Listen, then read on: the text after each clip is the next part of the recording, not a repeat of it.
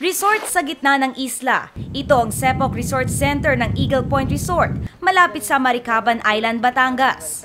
Hango ang pangalan nito mula sa isang puno. Ito yung Sepok tree at ayon nga sa pag-aaral ng mga archaeologist, isa itong uri ng endemic na bonsai na dito lamang sa islang ito matatagpuan. Karaniwang dinarayo ang isla para sa team building activities. Pero bukod sa pagiging recreation center, sadyang ginawa ang resort para maalagaan ang biodiversity sa isla. Dito, sariwa ang hangin at bughaw ang malinis at malamig na tubig. Kaiba sa mga white sand beach, balot ang pampang nito ng buo at durog na corals. Kitang-kita rin mula rito ang kabuuan ng Mindoro Island at maging ang sumisikat na Sombrero Island. Malayang nakakalipad ang mga ibon.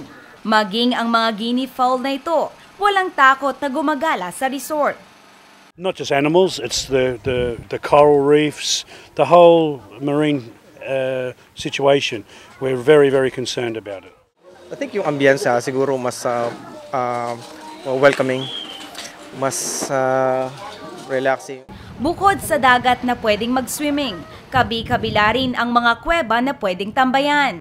At kung romantic naman ang hanap, swak na swak ang bahaging ito para sa magsing-irog. Caroline Bonkin, Patrol ng Pilipino. Meron ba yan?